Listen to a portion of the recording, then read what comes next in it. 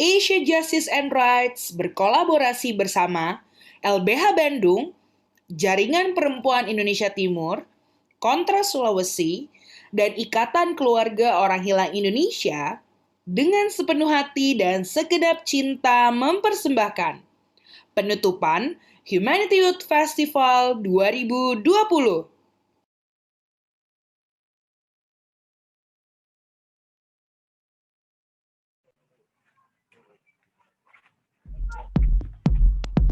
Asia Justice and Rights berkolaborasi bersama LBH Bandung, Jaringan Perempuan Indonesia.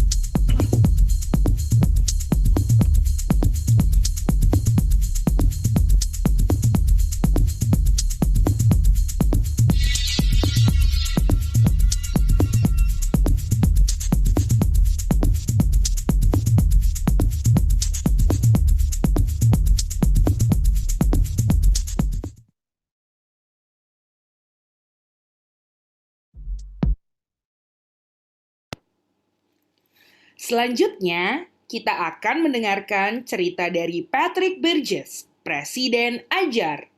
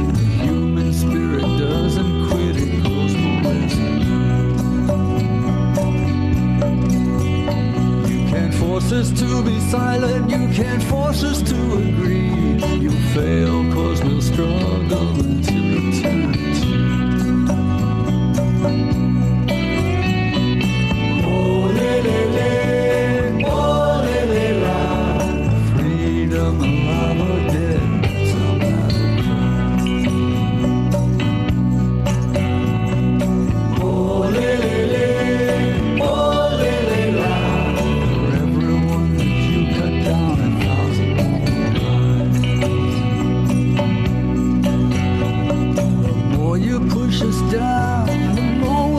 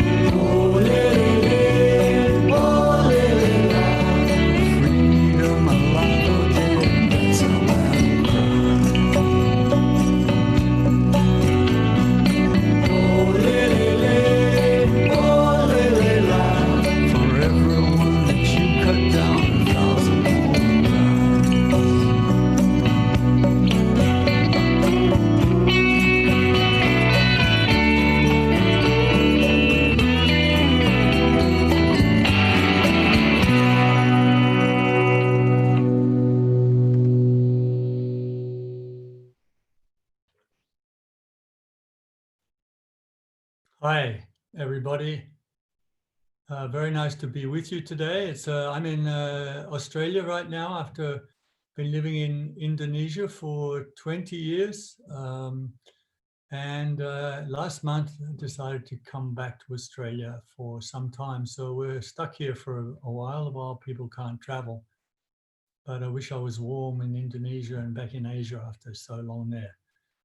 So I've been asked to talk today a little bit about human rights, impunity, discrimination, and also my work in this field of human rights. You can see I'm dressed casually. I'm also a musician. You just saw one of the clips of one of my songs. And I also want to talk a little bit about how we can combine a life in which we have a lot of fun, we're creative, play music, make films, and we do something useful, not only for ourselves, but for others. Because I believe that a full life is one in which a significant part of our life is spent working for those who are less fortunate than us. And I've always found that I enjoy the other parts more when I know that I've been doing something to help others. So you've been looking at human rights. It's a wonderful concept, probably the biggest change in the entire globe during the 20th century was the acceptance of the principle of human rights. Unbelievable as it may seem, up until just after the Second World War, the principle in which we accepted that all people across the world, red, yellow, brown, black, white, of all economic, social, religious, ethnic backgrounds, have the same rights, fundamental human rights. The right to food, to shelter, to health, the right not to be tortured, disappeared, raped, the right to life. Those fundamental human rights that all of us have, and yet so many have had those rights taken away from them. So in our field, working on human rights, what we do is we work with the victims of human rights violations, those who have been tortured, whose family members have been killed or disappeared, who've been raped, who've been very badly treated. And we try and help them to find justice, to seek the truth about what's happened to them, and to repair their lives. A big part of that also includes reforming institutions and societies so that those violations don't happen again. So that field that I've been working in for more than 20 years, we call Transitional Justice. What do you do after mass human rights violations? You prosecute those responsible. We seek the truth about what has happened. We try to repair the lives of victims. And we do the reforms that we need to guarantee that those violations won't happen again. And those reforms, one of the things that I've learned, and I've been doing this a long time, I went in 1994, I went to Rwanda. That's, how long ago is that? Almost more than 25 years ago, to help there when 800,000 people were killed in 3 months with machetes, not with bombs and mass guns, but person to person, 800,000 people killed in 100 days. So I went to try and help after that. And today what we see is Rwanda has recovered. There's been a lot of work done. People have been put on trial. There's been a lot of truth seeking, and they have recovered. People do recover. But what I've learned, and our time is short today, a few of the things that I found in Rwanda, working on mass violations in Nepal, after the war in Sri Lanka, in Indonesia, in East Timor, where I spent 6 years, is that we need accountability. If people are not held to account for their actions, then police or military who torture, who rape, who kill, if nothing happens, then they do it again and again, and others become involved. So a key part of what we do is accountability. Accountability for what? Accountability for your duties. If you're a leader and you're corrupt, that's not being accountable. You need to be accountable for your budget. But a key part is that people who've committed terrible crimes are held to account.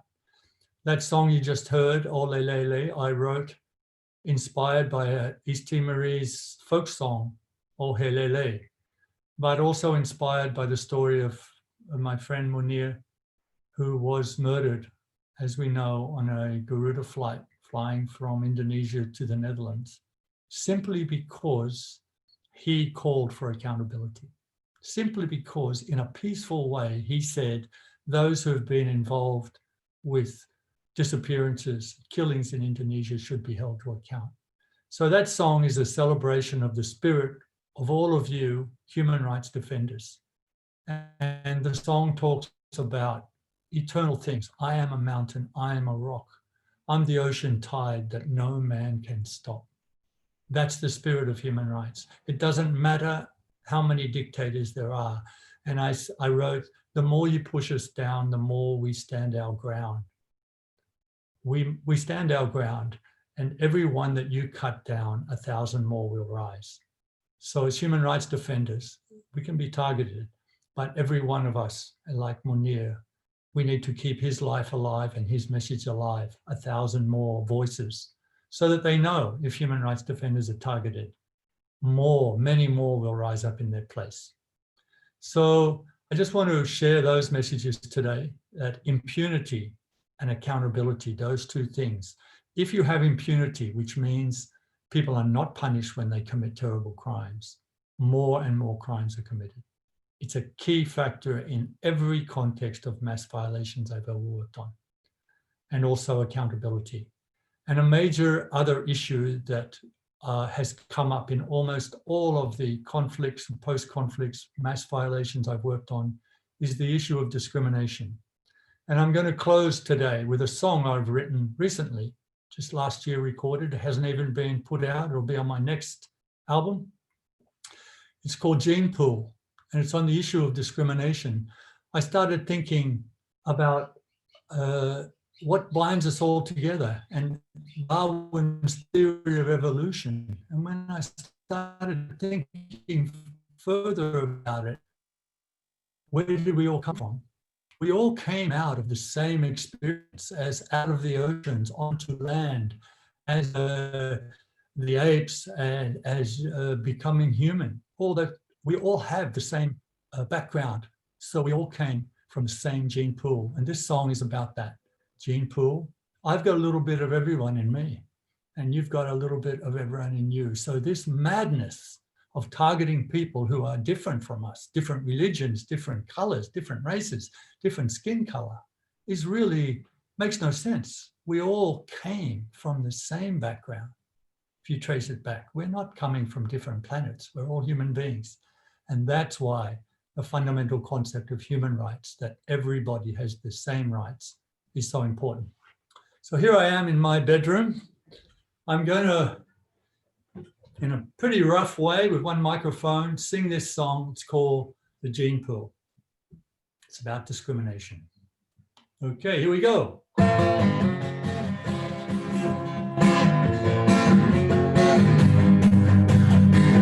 got a little bit of Africa. I got a little bit of Latin America. I got a touch of Zulu warrior, just a trace of Balinese farmer. I got a little bit of take it on the chin. I got a lot of hide under the bed. I got a mix of hero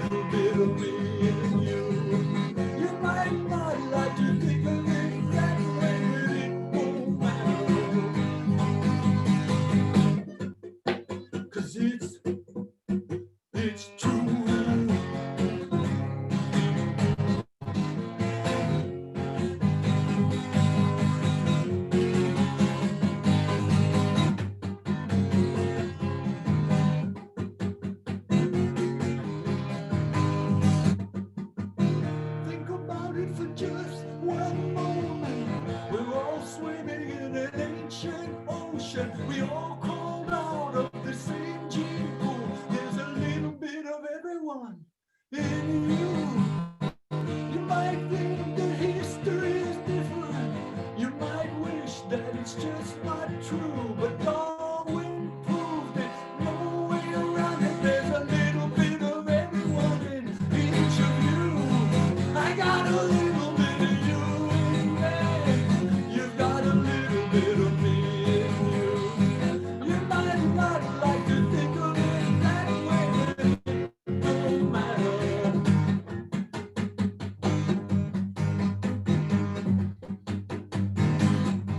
'Cause it's true.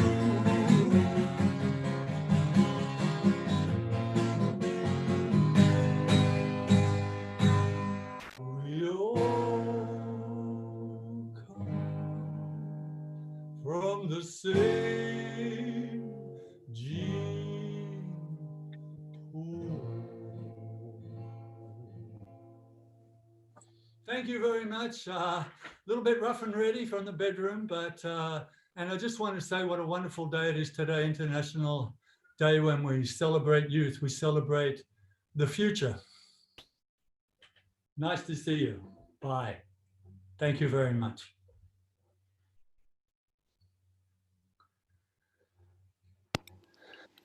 Sekarang saatnya anak muda yang bicara. Yuk sambut diskusi Youth, Peace, and Security. Anak muda melawan impunitas di Asia. Diskusi ini akan dipandu oleh Anindya Amanda. Silakan Manda. Hello, hi everyone. Welcome to Humanity Youth Festival closing session. Allow me to introduce myself. My name is Amanda and I'm from Asia Justice and Rights. I will be your host for this session. Humanity Youth Festival has been held from 12 July until 12 August 2020.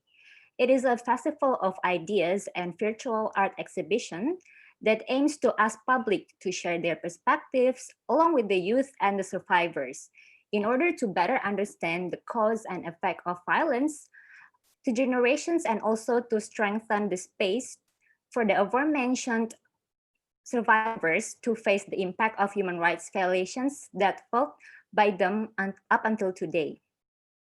We present call to action for the public to look for the opportunity to prevent violence from recurring in the future, and thus cutting off the cycle of impunity. This festival is the first step in making the concept of human rights more accessible for everyone, especially in helping us comprehend how far have we dealt with the aftermath of violence, issues of impunity, and accountability. By creating a safe space for youth and survivors to interact and share narratives meaningfully, we hope the generations now and in the future can always view the past as a background against which current changes are happening. Everyone, especially youth, can influence the possibility of canceling that very cycle of impunity. And today, in this momentum, we are celebrating International Youth Day. On this day in 2015, the United Nations Security Council adopted a resolution which dedicated to recognize the importance of engaging young women and men in shaping and sustaining peace. Before we start our discussion, I would like to tell you that we have some house rules that everyone needs to follow to make this as a safe and equal space for everyone. So please, admin. So the first one, we have to remember that you are in the same virtual room with other people. So please respect each other so that this event will go well. And then you can use the Q&A button on the below if you want to ask the speakers. You can use the format ask_speaker names and then write down your question. And the speakers will reply and answer your questions directly through the Q&A section. We will record this discussion session and publish it on Humanity Youth and Ajar social media channels. Let's turn this discussion space into an equal space for all of us to express and share our opinions. And we have provided an interpreter for Bahasa Indonesia speakers in this Zoom webinar. So very sorry for the participants in YouTube because you cannot access the interpretation mode. If you want to turn it on, you can choose the interpretation on your bottom and then choose Japanese. But it's actually going to be in Bahasa Indonesia because apparently Zoom doesn't have the Bahasa Indonesia option. So we're just going to borrow that button. And the last one, we welcome you to join us in Learning Humanity and Unlearning Impunity. So we just learned to a speech by Pak Patrick, and also that was very uplifting music and also video. And we learned that music is also a part of social movements, not only in Indonesia, in Timor Leste, and across all the world. Today, we are very honored to celebrate International Youth Day with amazing youth from across the regions. We will share stories and experience, and we're gonna see how youth are engaged and become the agent of promotion of human rights and peace across the region in Indonesia and also in Asia. So joining with us today, we have Arga from Indonesia. Hello, Arga. So Arga is a part of Humanity Youth Facilitator in Indonesia. He has been working closely with survivors of 1965 atrocities in East Java, Indonesia, and documented their stories. Hi, Arga. How are you doing? Hi, I'm fine. How about you? Good. How are you? Have you had lunch? Yes, I have Happy lunch. International Youth Day, Arga. Happy International Youth Day for you all. Yeah. Thank you, Arga. And then from Indonesia, we're gonna travel to Nepal. We have Amisha. Hi, Amisha. Hi. So Amisha is a program officer in Advocacy Forum Nepal. She's working at the forefront of human rights advocacy across the country. Hi, Amisha. How are you doing? I'm good. How have you been? Good. Are you still staying at home? Yeah. Thank you for joining us, Amisha, and happy International Youth Day. To you too, and thank you for having me. The pleasure is all mine. Thank you, Amisha. From Nepal, we're gonna travel to Philippines. We have Jin. Hello, Jin. Hello. Hi, Selamat how sore, are you? Manda. Selamat sore. Good afternoon. Good afternoon, yeah. So a little bit introduction about Jin. Jin is a lawyer in the alternative law groups in the Philippines, a network of legal resource organizations that works with poor and marginalized groups, identities, and communities toward their empowerment and greater access to justice and building peace. That's a very important job, Jin. Yes, it is. Yes, it is. How are you doing? Doing good. Kabar baik. Kabar baik. Kabar Great. You're still in lockdown phase 2, yeah? Oh, yeah, definitely. It was reimposed 2 weeks Yeah. ago. Gotta be strong, man. Of course. Thank you for Yes. joining us today. Thank you. Terima kasih. Terima kasih. From the Philippines, we're gonna travel to Timor Leste. We have Mana Victoria. Hello, Mana. Hello. Hi, how are you, Mana? Fantastic. How are you, Mana? Fantastic. I'm also great. Wonderful. So Victoria is an international relations student in UNTL in Dili, Timor-Leste. She is being involved in the School of Human Rights and Social Justice organized by Ajar Timor-Leste. And she is also joining the Timor-Leste student movement and tour guide team, and also active international peace youth group. Is that right, Mana? Yes, it is. Thank you for joining us, Mana Victoria. Thank you, Elsa, for inviting And happy me. International Youth Day to you. Happy International Youth Day to you too. We're gonna talk more later, ya, Mana. Now we're Okay. gonna travel to Myanmar. We have Nyan. Hello, Hello. Nyan. Hi. Hi, how are you? So Nyan is a social worker. He is actively engaged in youth, peace, and security efforts in Northern Shan area in Myanmar. He is a part of a youth network working for youth development and political advancement in the Northern Shan. And Nyan is now working on armed conflict-related issues and promoting social cohesion among different religions and ethnic by doing research and collaboration among youth. Hi, Nyan. Hi there. Hi, how are you doing? Yeah, pretty fine here. Good. Happy International Youth Day. Happy International Youth Day. Yeah. Okay, so from Myanmar, we're gonna across the border. We're gonna go to Bangladesh. We have my sister, Ria. Hi, Ria. Hello. So Ria is currently working in Ajar, Bangladesh. She has been working with women Rohingya survivors in the refugee camp in Cox's Bazar to strengthen and empower them to learn about human rights and voice their hopes. She's also working with young people in Bangladesh to build more just and peaceful society. How are you, Ria?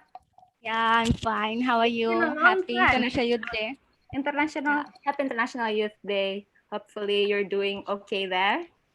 Yeah, we are okay, but little bit frustrated because everyone in the home, so we want to go to our work place. Yeah. Thank you, Ria, for joining us today. Thank you for letting let me join this program. Thank you. And speaking about Asia, most of the countries have experienced conflict. Or in some parts, for example, in Myanmar and Papua, the conflict is still ongoing until today. Some of the countries has already made efforts to address those issues, but most of them are still unwilling or even not acknowledge their dark history about human rights violations. And that leads to another cycle of violence and impunity that we are facing today. Now, our first speaker is from Indonesia. We're gonna talk about the situation in Indonesia, what are the Indonesia has experienced in the past, and how our youth are making changes in the country. So I'm inviting Arga. Hello, Arga. Hello. Hello. Are you there? Hello, Amanda. Hi, Arga. Yes. Hello. Are you doing well? Yeah. So about Indonesia, this is more like a personal reflection from me because growing up as Indonesian, I didn't know about the dark past of the country. We have been exposed to the narration about the past violations, but based on the countries because we were told in the school that it's actually not true and we have different narration. So Arga, you've been working with Humanity Youth Festival and you have been processing for about 2 years, is that correct? Almost 2 years. Almost 2 years. And if you guys have not checked, you have to go to Humanity Youth Festival website and check the videos, and also there are some photo books and photo stories by the facilitators and also the artists that is participated in the festival. And Arga, can you tell us a little bit more about how has Indonesia dealt with the aftermath of violence and also issues of impunity and accountability? And how does the cycle of impunity affect youth in Indonesia? So please, Arga. I think that my country is not much to something or to finish this problem, this impunity, or we still have authoritarian style in our government. Most of the efforts to finish to unlearning impunities comes from civil society and NGO, and like Aksi Kamisan, or maybe like in my city there is penisanan massal. What is what is in English? Penisanan massal. It's from civil society, but not from the government. Then is many effort is come from NGOs too. So but I don't know what in political elites to or did to unlearning impunity or finish this problem. Maybe my other friends can tell more about what happened inside political elite situation, but I can tell more because I only know from news, from media, or from social media. I think it is the problem, and from as I see, it's not too much effort from our government.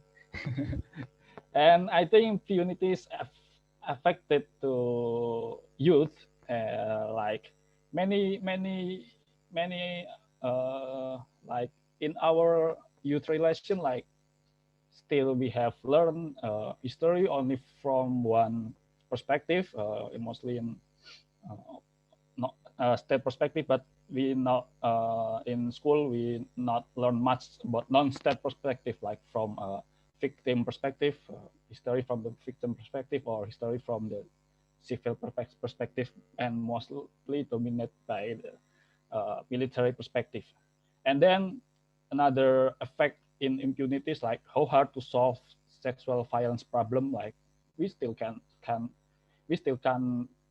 punish or persecute the apa, uh, the violent, yeah, with perpetrator. We still very hard to do this, and how our youth still preserve corruption. Like it's like, yes, corruption is something like become our culture, but I think it's a wrong culture. So then, but still the youth still preserve corruption in many conditions. I think it's like that. Thank you, Arga. Yeah, I'm also very agree with you, because like, we're growing up and we're learning about the history, but that's the state's narration about history, and then we have to also seek and try to find alternative narration. And lucky for me, because I'm joining Ajar, I can also hear the story directly from the victims. I think that's actually also what's happening when you involve in Humanity Youth Festival. And yeah, we also see that there is an unwillingness from the country to address the past mass human rights violations, but there are actually very many initiatives from civil society and also the youth to address these problems, and also push the government to address this past human rights violations. But then we can see until today we have another problems, like for example we have the shrinking space. Sometimes when we are having a discussion about what happened in the past and the mass human rights violation have occurred in Indonesia, sometimes we cannot even do that, and some of the readings are also not allowed, that we can read the alternative histories. So what are the challenges that you think youth are facing today because of the impunity that has been entrenched and also has been a part of our today life? Like most of the challenges come from the state apparatus, like police or military, but it's make us who try to tell another perspective, another story perspective is very hard to explain. We sometimes like playing hide and seek, like we should use more popular narrative, more youth narrative, like don't use 1965, or don't mention 1965, don't even mention human rights violation, or so we try to change our strategy to campaign. We use more popular color, not using black or red color. Maybe we use blue or green or another color. It's something challenging, because we should we should not get in problem with the military or police. That's great. And Arga, can you tell us a little bit more? What did you do in Humanity Youth, and what did you make to counter that narration from the state to share about the truth about what's happening in Indonesia? Yeah, me and my friend, I have another 3 friends, but then become two friends. We become facilitator, ajar facilitator for 1965 issues. We meet the victim, we meet the 1965 mass atrocity victim. We then documenting, collecting their story, their what happened in their past, the sad story or maybe happy story too, because we want to tell the others that they are not only have a sad story, they are have a happy story that make the victim empower, that make the victim is more powerful, so they can live until now. Then we made and we try to documenting all of their story. And then we try to compile the story, and then we try to make it to publish the story with zine. Maybe you know zine, or if you doesn't know, you can search it zine. What is zine? I think we use zine because it's more accessible to youth generation, to younger generation, that so they can read it more. And because zine doesn't need copyright, so you can just copy it, so you just can throw it or read it. And you can duplicate it and share it with everyone. Everyone can access it. And that's actually another ways to learn about the history, but not by reading like literature, but make it something fun. Like in Humanity Use, you have videos, music videos, and also zine and photo book. So thank you so much, Arga, for sharing with us. I will get back to you later. We're gonna travel now from Indonesia to Nepal. Hi, Amisha. Hi. How are you, Amisha? I'm good. Are you still in curfew or it's all good in Nepal? No, the lockdown has been eased, but the districts have enforced prohibitory order, so we have to follow that basically. Yeah, hopefully things will be okay. So a little bit context about Nepal. Nepal has experienced 10 years of conflict in 1996 until 2006, that's right? Yeah. And during the conflict, thousands of people were killed, displaced, and disappeared. The conflict has ended with peace agreement. Yeah. But then until now, the victims and survivors and civil societies are still struggling to deal with the another problems of the countries. We have a lack of transparency, accountability, and excessive use of force. And in this time of pandemic, the authority even use excessive use of force to strengthen they say to combat coronavirus. Yeah. So Amisha, can you tell us a little bit more about the situation in Nepal? How has the conflict gone? Is it already been addressed, and or has it's not ended and make another cycle of violence until now and more problems? And how the youth are making changes in your country? Amanda, I have to tell you this, the topic itself is pretty interesting. I feel discourses like these are necessary for empowering young people and enlightening them on what they can do from their end and how they can contribute to their respective communities. On to your question now. Well, you talked about armed conflict a bit. So just some information here.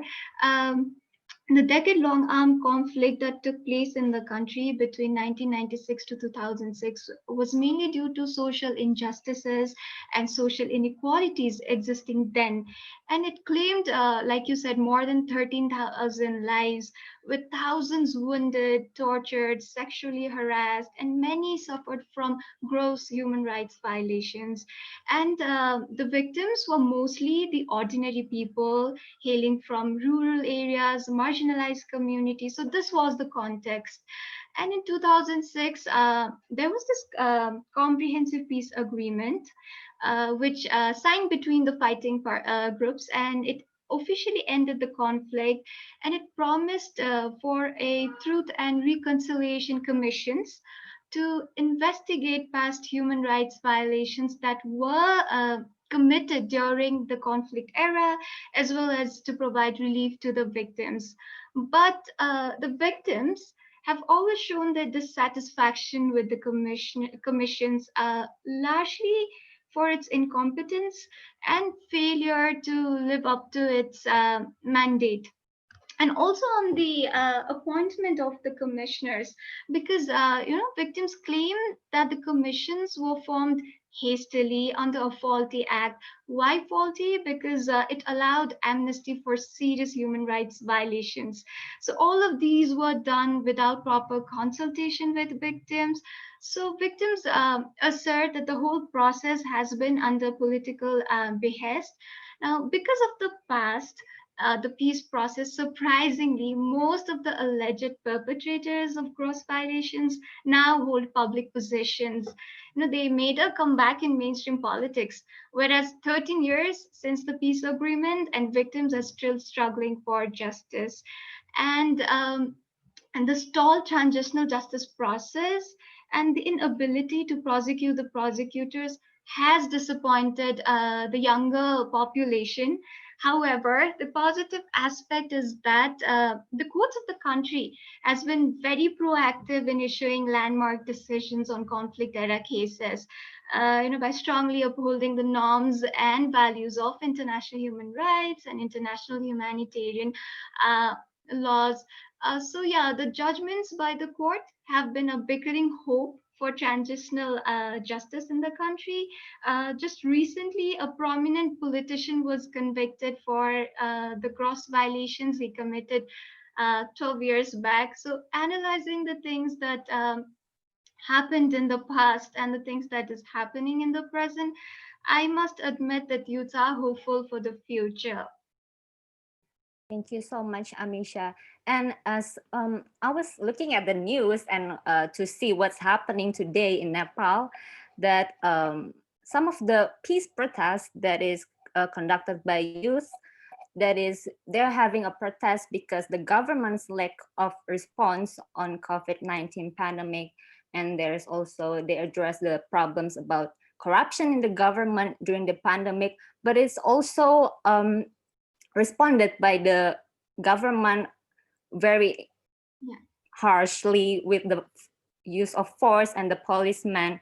Can you tell us a little bit more about the youth in your country and how have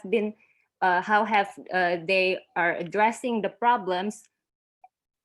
Okay, so the cycle of impunity, it has certainly affected the youths because of the deeply embedded culture of crimes going unpunished most of the time. This has lacked the fear of punishment among individuals. So despite these incongruence, the younger population in the country shows a keen interest in the state affairs. The young population is well versed about their rights, the obligation of the state, and without hesitating, they use various platforms to create pressure on the state, whether for demanding the exercise of their constitutional and legal rights or for a valid cause. So the youth-led movement, it recently stirred the nation's mainstream politics. Independent youths took to the street. They staged a hunger strike demanding accountability and transparency from the state concerning the measures, like you said, adopted by the government in containing the ongoing pandemic. Hundreds of youth across the country, they pressurized the government so much that the government actually had to sit on dialogue for multiple times and negotiate an agreement with the campaigners. So right now the campaigners are campaigning, but the hunger strikes has been ended. And, and similarly, there are young lawyers who are exploring legal avenues, filing petition against the incompetence of the government.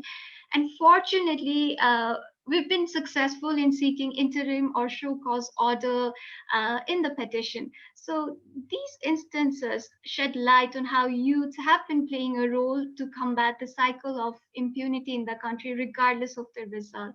Thank you so much, Amisha. That is a very inspiring story from Nepal, and I hope we also have our initiative and we still struggling for change.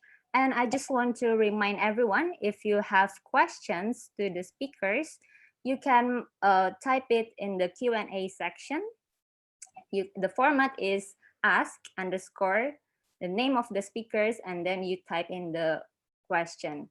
And the speakers will reply to your questions in the Q&A section, but if we have more time, we can discuss it directly. Thank you, Amisha. And we're gonna travel to the Philippines. Hello, Jean. Hi, How are you, Tito? doing good. Doing Kabar good. baik. Kabar baik. And congratulations that Philippines has surpassed Indonesia in the number of coronavirus. Yes, we're now number one. We beat you.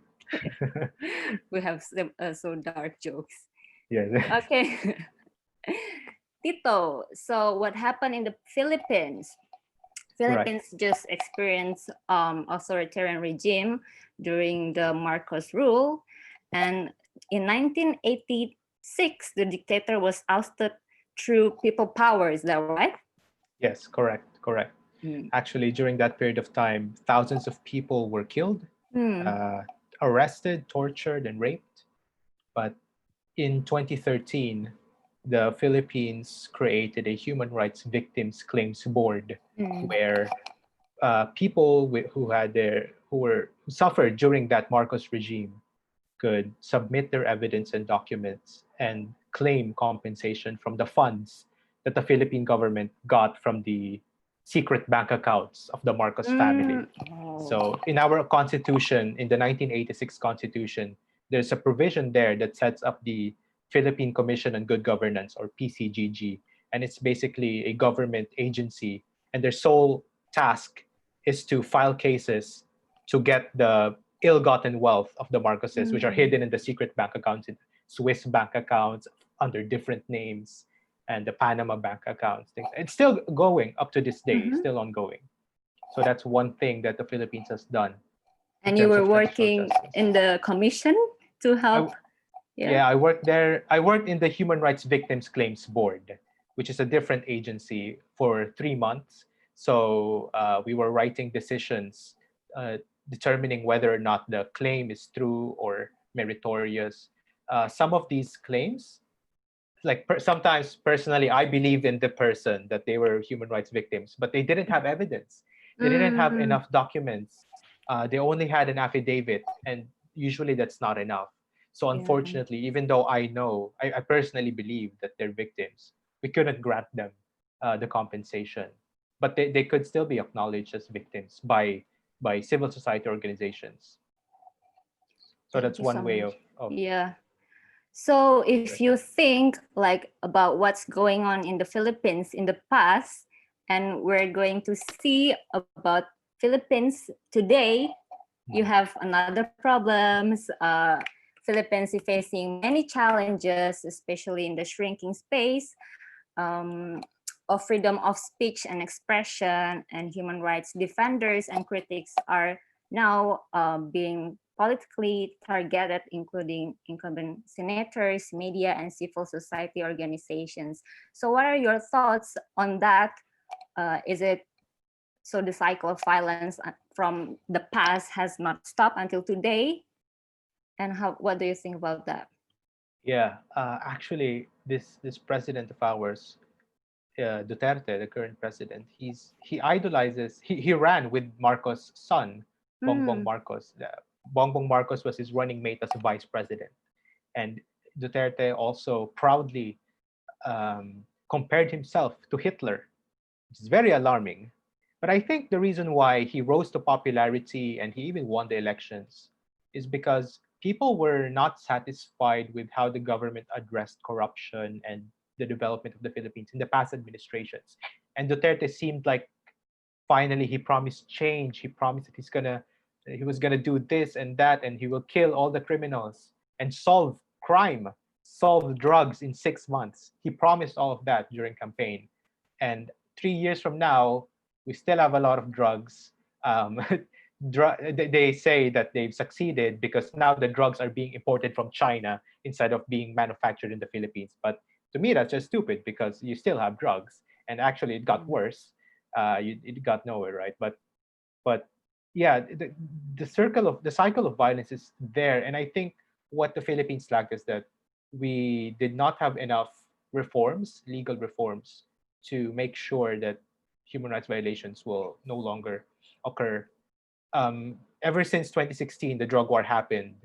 They've been killing a lot of extrajudicial killings have been happening. People to date, around 30,000 people have died, as documented by civil society organizations. To compare that to the Marcos era, only 3,000 people were reportedly documented as dead back in 1980, 1970. Now, the number of people who died within the span of 3 years during the Duterte administration is times 10 the people who died before. So this is an emerging transitional justice issue for sure. Yeah. And how does the cycle of impunity affect youth in your country?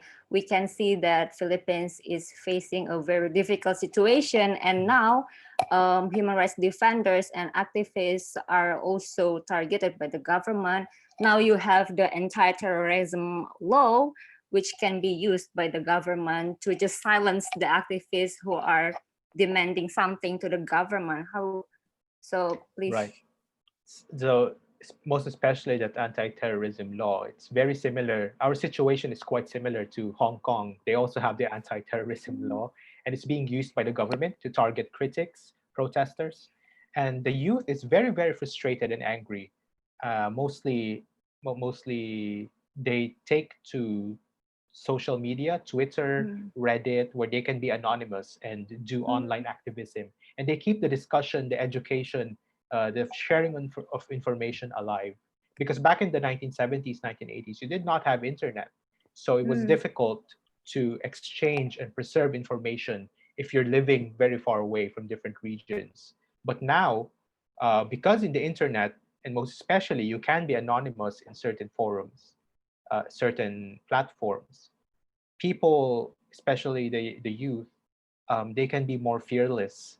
They can find different ways, think outside of the box and find solutions in when it comes to activism.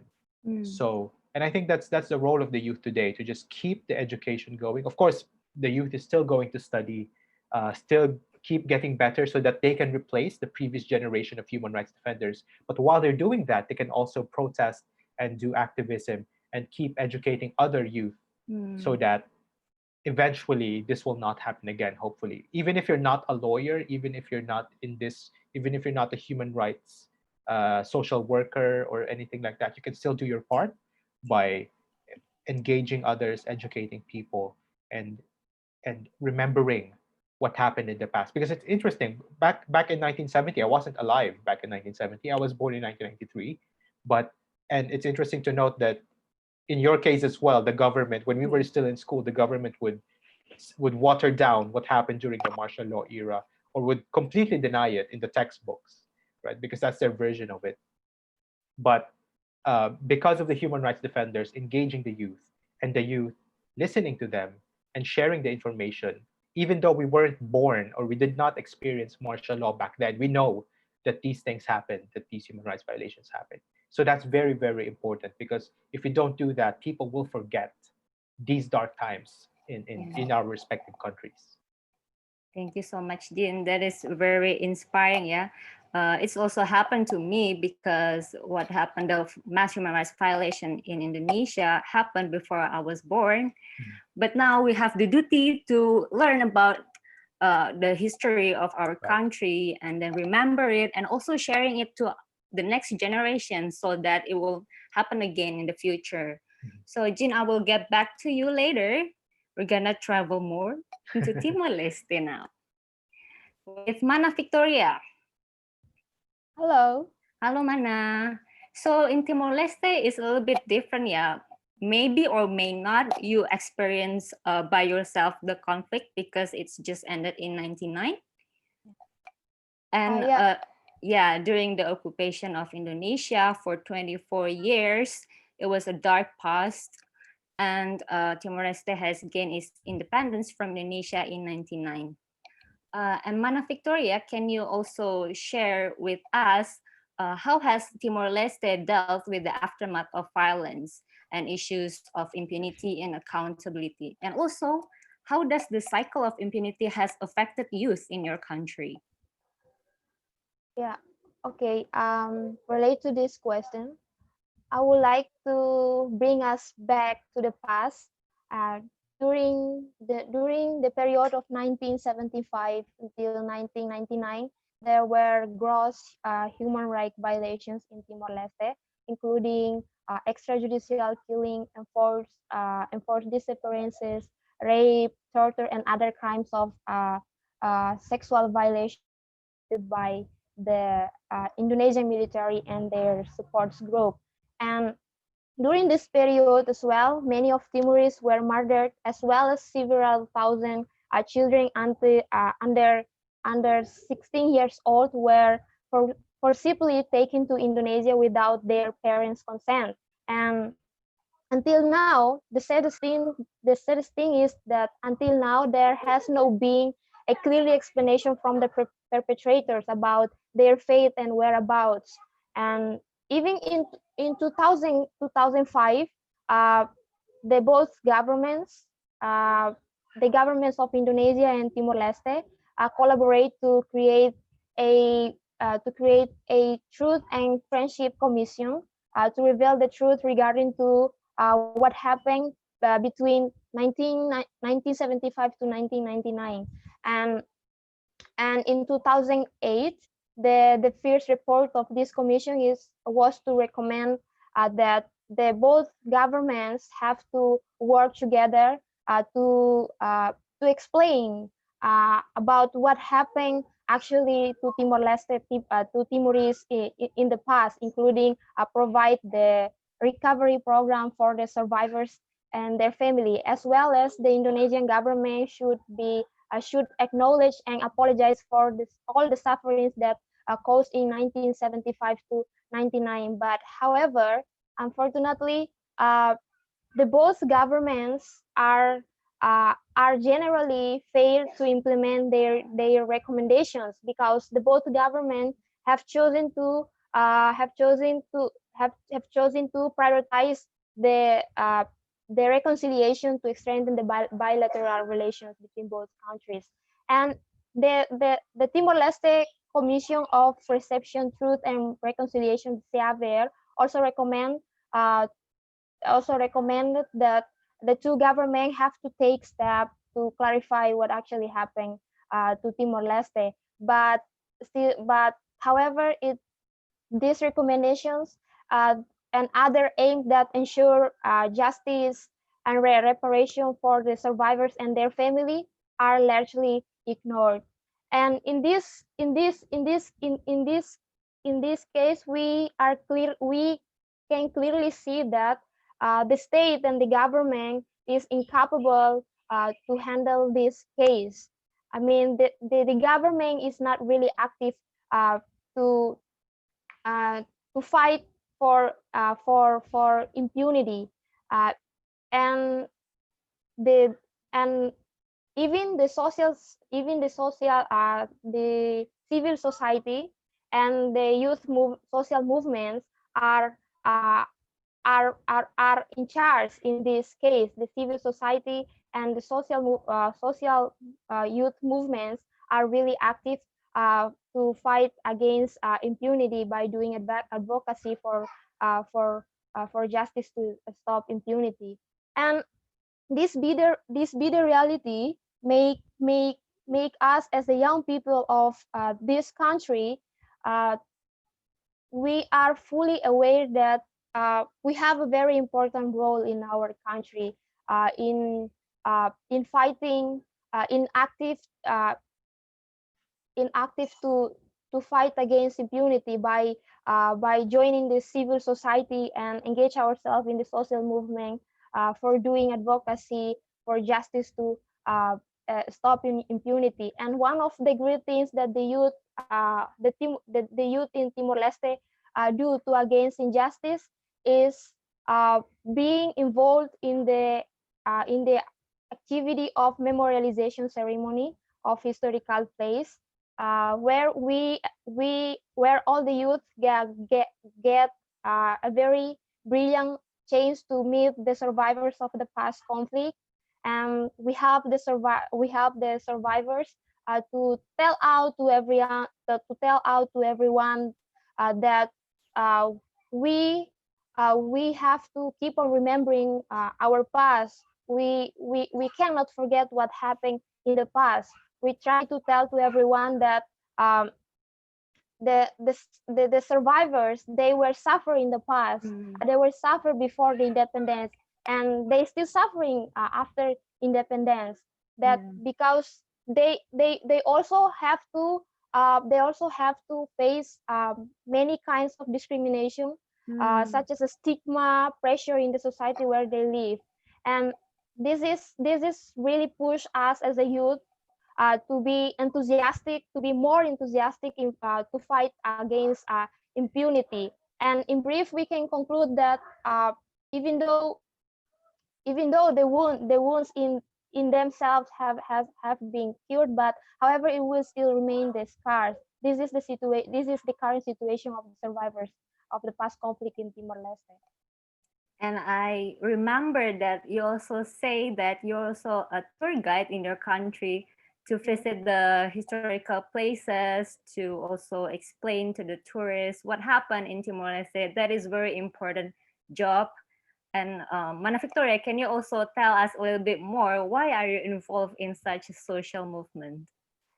The main reason that really convinced me to engage myself in the social movement is because I want to be as the voice for the voiceless people.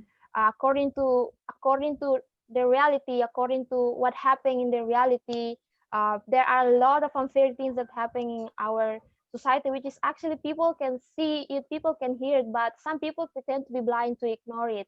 I mean, there is still someone out there that still keeps on suffering for someone's decision.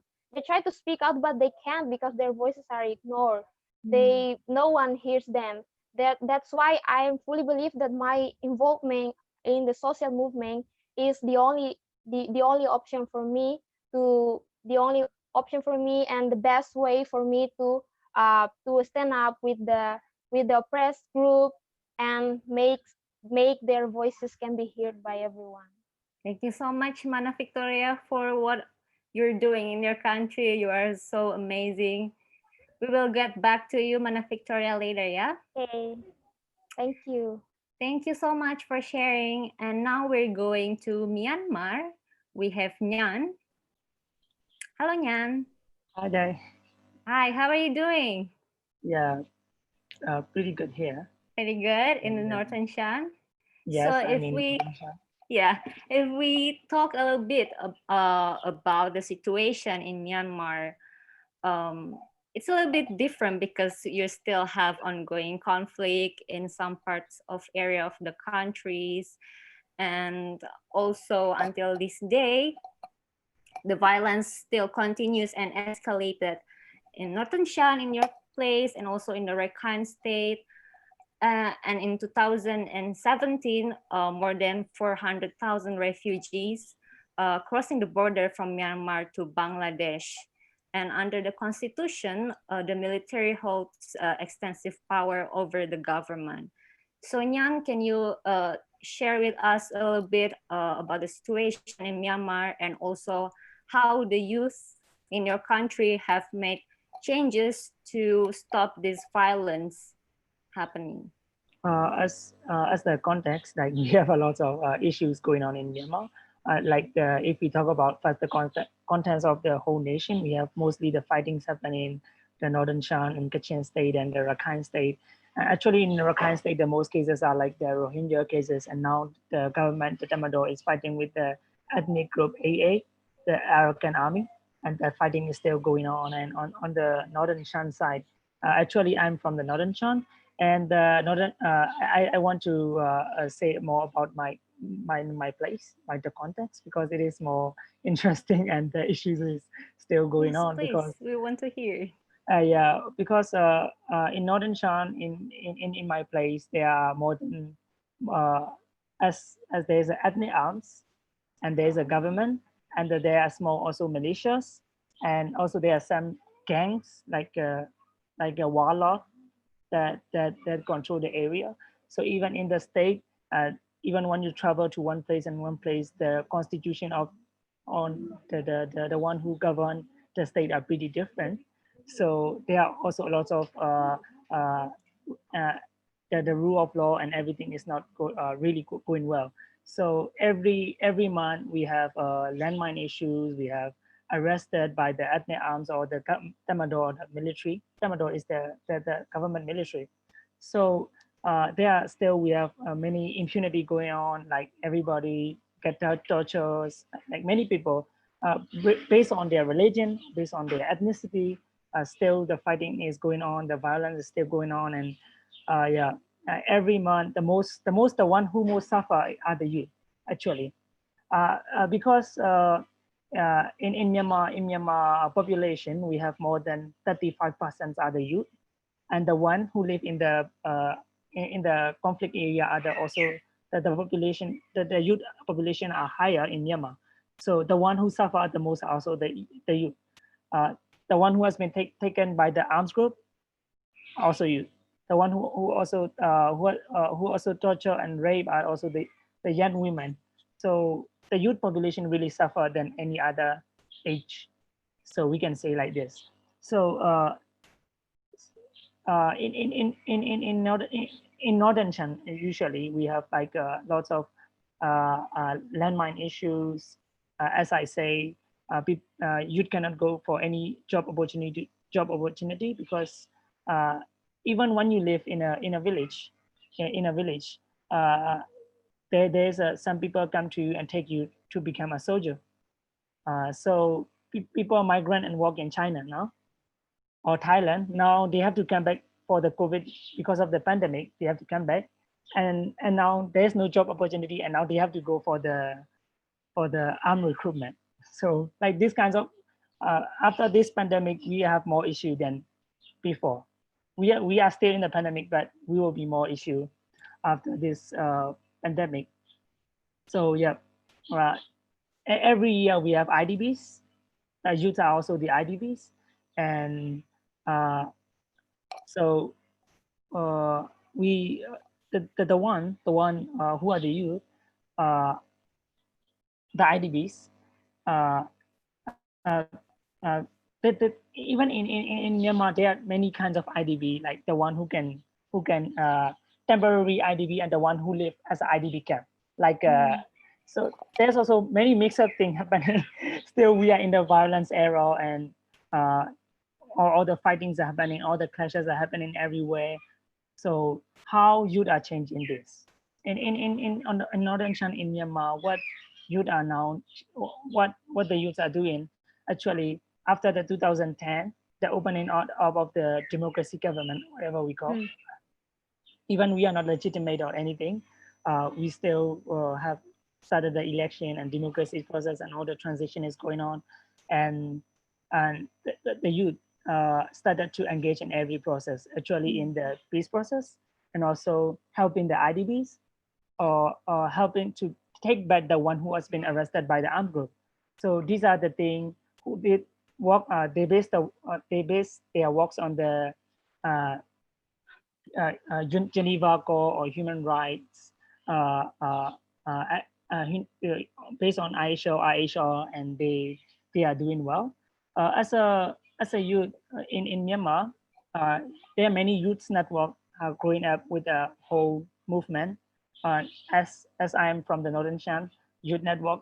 In our home Myanmar, we have like a Zakayan youth network, Kachin youth network. Every state, every region started to have all youth network, and all the youth come together to talk about this issue, like violence issues, youth peace and security issues. So not only they are advocating the government, the ethnic arms, or the militias, they are also helping the community, uh, the community who live under the different government in my state. So they are not only doing the fast right, or what we can say is like not only the law or policy change, they are also doing the social economic level of changes out. They are also doing that.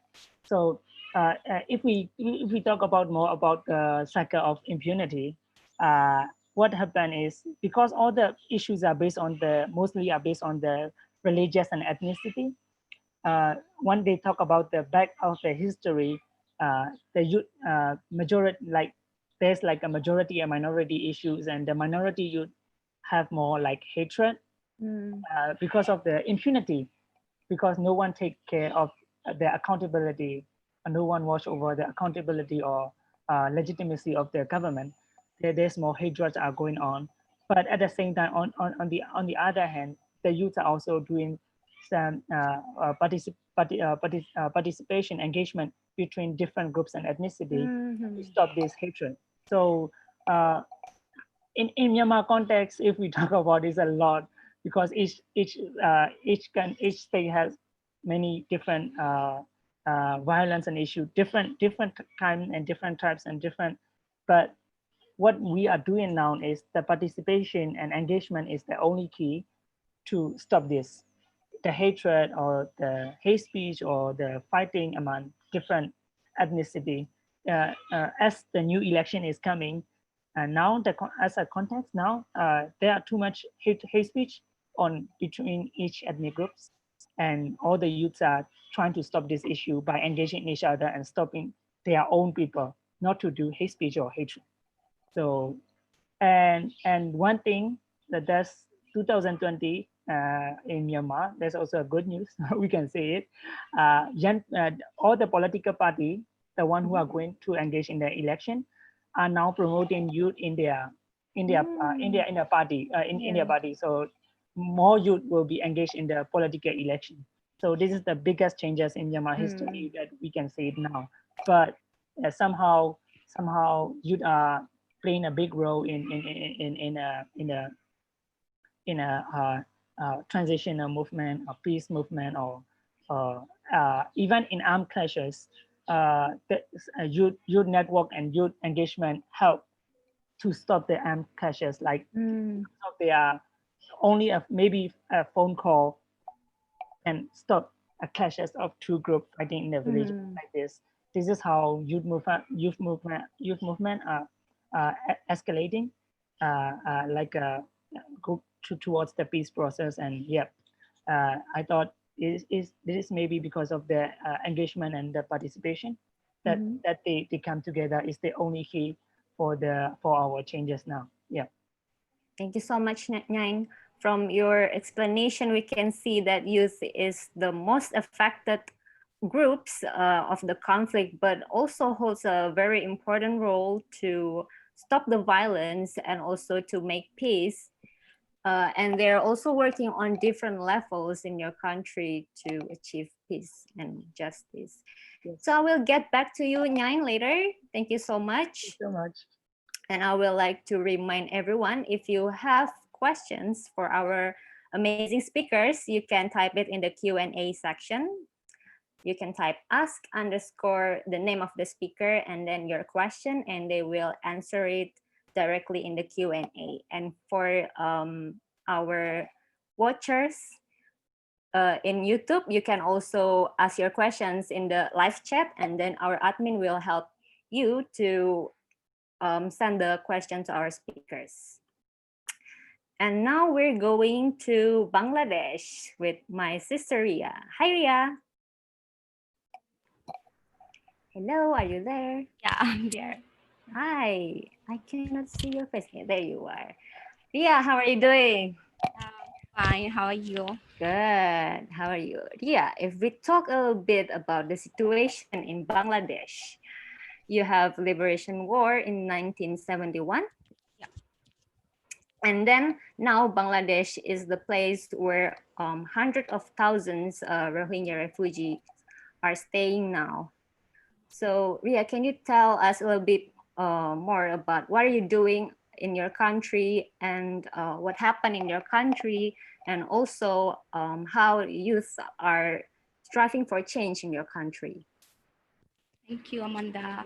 So, as in Bangladesh, so there was a conflict took place on 1971.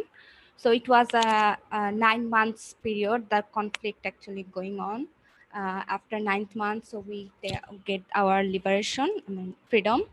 So, but in this 9th period, there was a genocide happened. There are a lot. I mean, there are 200,000 rape victims and one kind of 10 million people are refugees in this short period.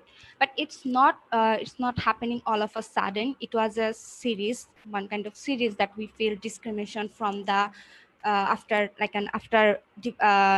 separate from the Indian subcontinent, because uh, we were before liberation we were East Pakistan, so we were under the Pakistan. So now the present Pakistan is known West Pakistan, and we were East Pakistan.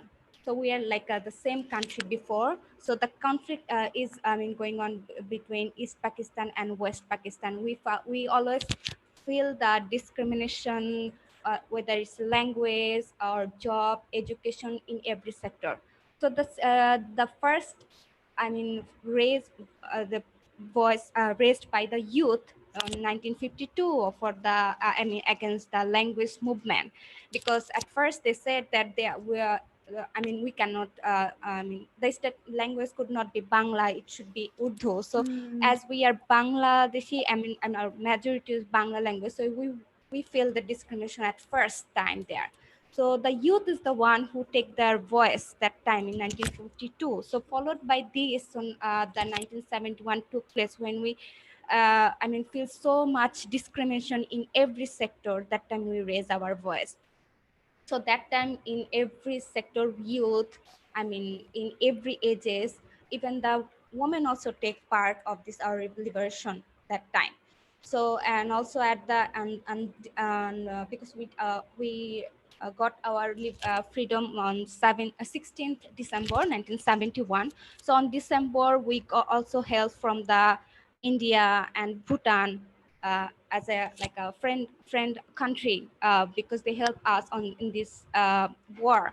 So after that we actually kind of blessing, and maybe also different scenario from the other country, because here the government actually help us in the Bangladesh government actually help us in this sector liberation war. So after the liberation war, the government take the initiative to prosecute the perpetrator and the local collaboration, because in our country only the West Pakistan is not responsible. Also the local collaborators who lives in Bangladesh, they also help them. So with these things, that all this genocide, all this murder killing is happening. So after that on so when the government take the initiative to prosecute the uh, perpetrator and other local collaborators, but unfortunately on 1975 the process actually stopped because of who take the initiative. The president, he actually died, not died actually, he killed by this party. So after that, different the perpetrator took the power in the in the public power. They have a power, so they obviously they wanted to destroy the thing. So we have a challenges to get the justice, to give the justice to our war hero and war heroines who actually take part of this our liberation.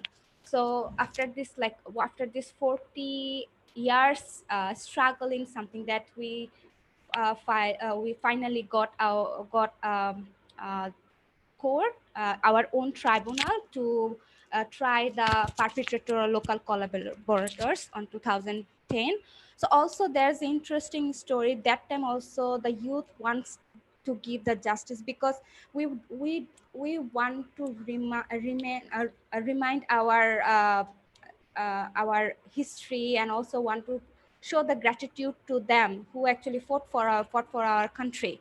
So on 2014 there is a case, there is a judgment, uh, the court give a judgment and find that the perpetrator has not given the capital punishment.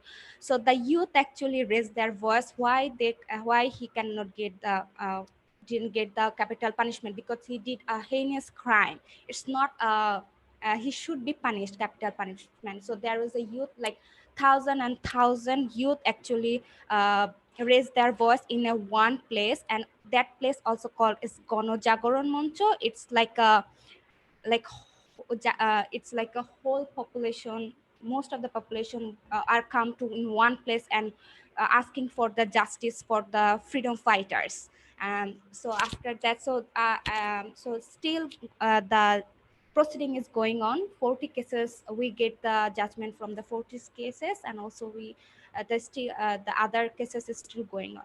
Among this, there's a lots of challenging is happening, because there is a security and guarantee of the witnesses, and also it's like a 40 years have already passed, so it's really difficult to get the justice, because the evidence might be demolished, and many freedom fighters or the who are like eyewitnesses have already died. So, and also as there is a perpetrator in the power, so they might, I mean, destroy the evidence. So all of the challenges, we wanted to make something good and the things.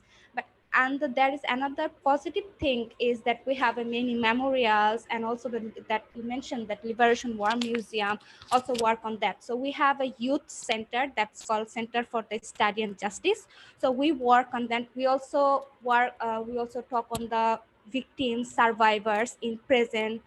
And also it's the another objective of this center, because we need to feel the pain of their what is going on into their mind, because we cannot give their life or their sorrow back, but we can at least assure that we are here with you, and we wanted to do something for you, for our country, and for the next generation. So that's the, I mean, like a little bit scenario of our country context. Thank you, Ria. And can you also share a little bit about your activities in the camps in Cox's Bazar? What have you been doing? I heard that Ajar just made an exhibition on kilt about memory and hope. Can you tell us a little bit more about that? Yeah, thank you, Amanda. So actually, Azhar also work in the camp with the Liberation War Museum partnership. So we started our journey in 2019.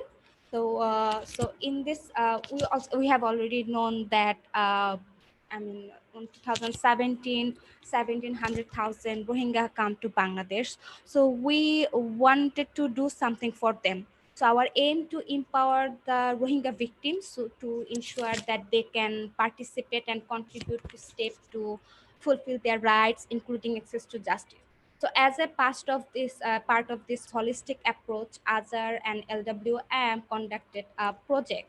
So in this project, we wanted to do something different, because we don't wanted to go to the documentation process, because I mean the women, and we find that the victims, when we talk about because when we do the documentation, is obviously we wanted to know their history and their story, what is happening to them, and other things. So that's why we don't wanted to go through process, we don't wanted to victimize them, we don't want to traumatize them. So we choose the art process, these things, and we find that, I mean, they are very they're very well known to the Quail project, Quail things, because when they are, because majority are sitting in the home and pass their time by embroidery work. So we wanted to do something that would also bring the happiness to them, also without any pressure, or without any traumatized, they can share their story not only with us but also all the communities, also international as well. So we take initiative to do a art project that that is embroidery project that's called Quelled on Memory and Hope. So there is there is the two topics that they can swing, that is whether they wanted to share their memory. It's like when they were in Myanmar that time, or also anything that they wanted to share, or their hope, that what they wanted to do, wanted to see in future, something like that. But we also actually, the credit actually goes to the, we actually had done a wonderful quilt panel, and actually the credit goes to this wonderful Rohingya woman who actually did all of these things. We actually give some ideas that you can share the memory and hope with us. We don't know how actually going to do this. So after that, after this things, and when they did all these things, we found that actually they are really talented and actually multi-talented people. And we also find that they just need the opportunity, they need the skills, because we find that many have actually majority as illiterate, but we find that if you give the opportunity, if you give the floor, they have a very they have a talented that they have very quick picker, that they have took the opportunity and also want to utilize that. So I don't know whether it's the opportunity to show our quilt exhibition here or not, if it's I don't, possible. but we already got the link shared by our admin, so everyone can see the exhibition online on Ajar's Yeah. webpage. And Thank you also so much. Yeah. I want to share that we also published a book regarding this quilt on November. There is where there is a international and national influencer also were there. More than 900 people also, watch this exhibition in person. So, and actually we hope for the best for them, and also we want justice for them. Hopefully we wanted to do something for them. Yeah. Thank you, Ria. That's very amazing. So you're bringing the voice of the Rohingya refugee woman from Cox's Bazar to the world. That's a very important job. Thanks, Ria.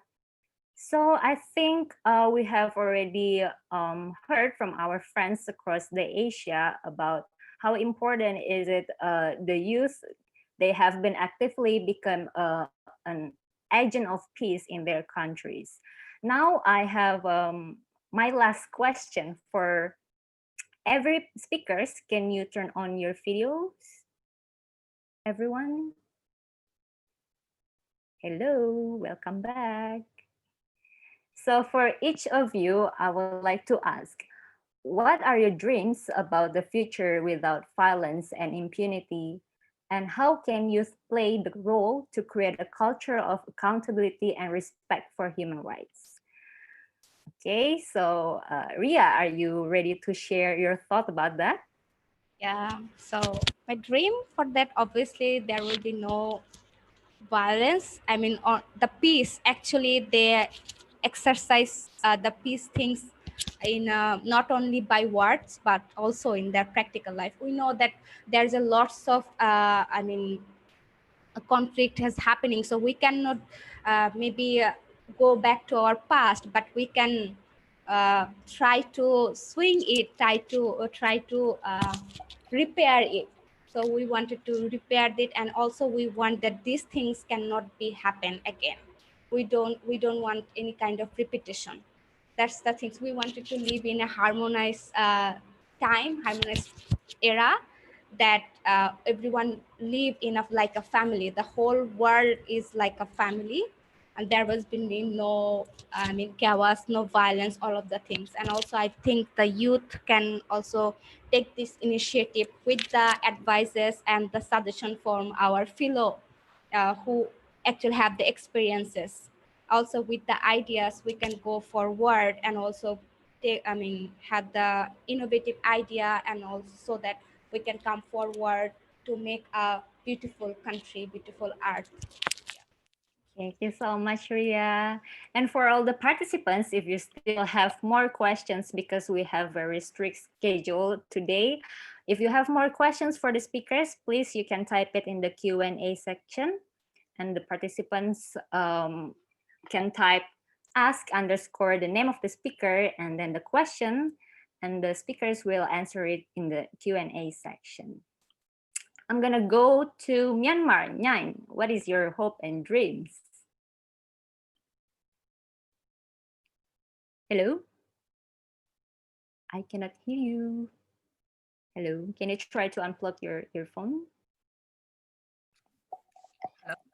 Yep, hello. Yes. Yeah.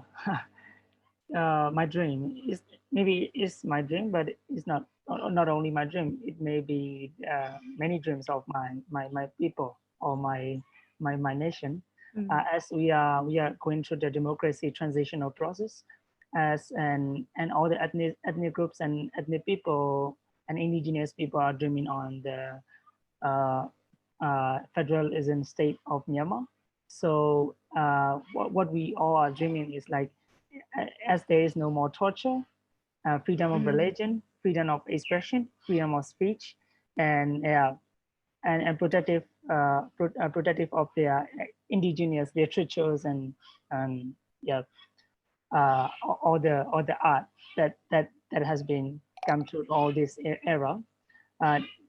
We want to build a state or a more better state that all the people can and come together and agree and uh, uh, speak what they believe.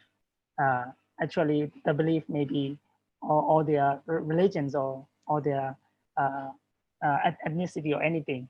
But as we have many discriminations and fightings going on for more than 60 years, we want the we want we really want peace. For the peace maybe some people may even in my Myanmar we have many parts.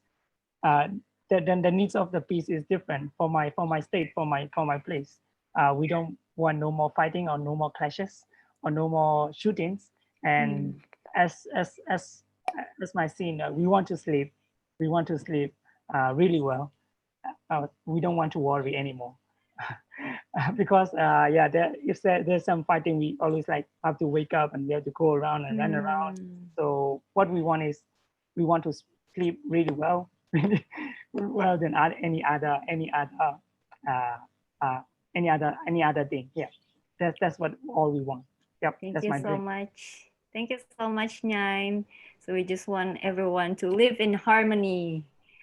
We're going to Timor Leste now, Mana Victoria.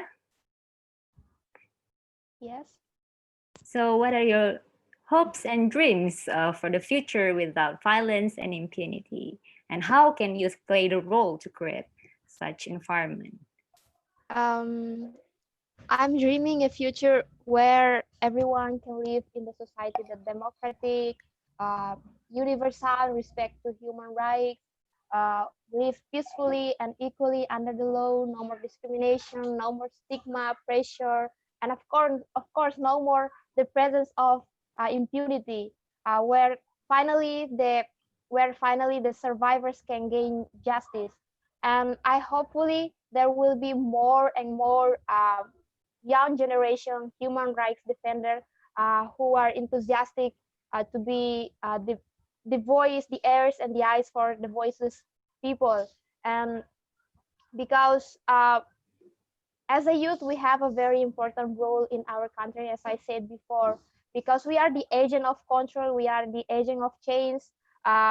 We have to active to fight against every injustice in our country, because the future might be unpredictable, but sometimes what we do in the present can determine what will happen in the future. Thank you so much, Mana Victoria. And Jin from the Philippines. Right. For me, my dream is to have accountability for the perpetrators and healing for the victims of extrajudicial killings, arrests, torture, and their families. Also, for the youth, I hope that they stay woke, they stay educated, they keep engaging, and they don't give up. They don't give up. I also hope that in the future, when there's no violence and impunity, that criticism and dissent will not be viewed as terrorism. It will not be viewed as enemies of the state, but rather criticism and dissent to the government is viewed as part of a healthy democracy and not as a roadblock to progress, because we can't we cannot fully flourish if we don't listen to the other side, to people who disagree with us. We also need to listen to them. That's what the government needs to do here in the Philippines. That's it. Thank you. Thank you so much, Tito. And Arga? Hello, Arga. Are you still there? Hello, I'm still there. Hello. So please, Arga, what is your dream about future without violence and impunity? And how can youth play the role to create a culture of accountability and respect for human rights? Okay. I think it's a long struggle to make a world without violence a peace world, because since violence has become part of our history, or maybe it's our natural behavior as part of Animalia kingdom. If you learn biology, it is still a part of Animalia kingdom. But since we have a more complex brain system, we should broaden our imagination and try to shape a more comprehensive idea of peace society. Internet with algorithm seems help many youth in Indonesia to advocate human rights, but I think the internet make us living in the bubble. So if we think we should make a structural transformation to a better society, sometimes back to reality. I mean realities. I mean non-internet world is challenging. How we blend in with our family, neighbors, getting involved in local issues without living worldwide problem. And then because I experienced too, like it's very hard for me to blend with my neighbors, or I know and maybe or I know an environmental problem in another place, but I forget that 5 kilometers away from my house there is a textile factory was problem. We should see the reality and consistently transform the society. Since I no longer hope on state and government, maybe we need to back to our community first, like family, neighborhood, colleagues, or friends. And my dream about the future without violence is first, the perpetrator of human rights violation got punished and everyone can eat, everyone educate well, and everyone can speak without afraid. Maybe it's all I can say. Thank you so much, Arga. So the youth also need to open their eyes and also their ears about what's happening in the surrounding, and also to learn about the history of our nation. And Arga, you have a question in the Q&A. So Yes. please check it out. I still have a question also. Thank you, Manda. Thank you, Arga. And Mother. Amisha, last but not least, can you share about your dreams and your about the future without violence and impunity, and how can youth play a role to create such environment? Since I lived through the conflict era and I've been interacting and working with victims on one-on-one basis, I've witnessed the pains and sufferings from very close. Many young people, teenagers, then became victims. Children were forced into becoming child soldiers. It's really disheartening to see them fight for justice to date. So above all, the TJ process is lengthy and tiring, and the older generation is slowly giving up. So it's high time we work with the younger generation to maintain the momentum, because sooner or later, I believe we will get justice. And I really dream of the day when victims finally get what they've been asking for so long, and that is truth, justice, and reparation. Also, I'd like to add that youths are key actors in fostering social change, considering the legacies of impunity for mass atrocities across Asia. I really believe that youths' civic engagement, their participation in activities that trigger debates of national importance, and if they channelize their energy and transform their voice for a cause, are some ways how youths can instill and maintain the culture of accountability and respect for human rights in the society. Well, that's it. Thank you so much, Amisha and everyone. So if I can wrap up of the session, the history of authoritarianism in the past has impacted our life until today. What we have heard from our fans across the region, youth have been actively become an active agent of peace. And we have a very important role to know about what happened in the past, to stop the violence and to make sure that it won't happen again in the future. And our journey is still very long. It's gonna be very rocky road with strong wind, but we need to walk side by side and support each other to build solidarity and strength to break up with impunity and that have been entrenched in our culture. To close this session, allow me to close this session with a quote from a civil rights activist from the US, John Lewis. Freedom is the continuous action we all must take, and each generation must do its part to create an even more fair, more just society. Thank you very much, everyone. And stay tuned because after this, we still have Khalil and Manik with a cultural speech. Thank you so much, everyone, and all the speakers. See you again another time. Over to you, admin.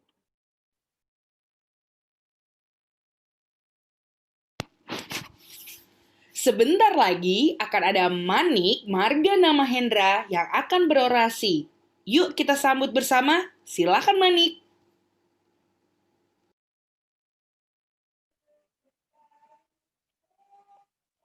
Halo, hai, selamat sore. Ya, sebelumnya saya ingin mengucapkan terima kasih banyak atas kesempatan yang telah diberikan kepada saya untuk menyampaikan orasi kebudayaan di sini. Ini sungguh kesempatan yang luar biasa dan terima kasih juga atas diskusi yang tadi sempat dibicarakan oleh teman-teman semua dari berbagai macam negara yang membicarakan tentang aktivisme anak-anak muda dengan perlawanannya melawan kekerasan di negaranya masing-masing.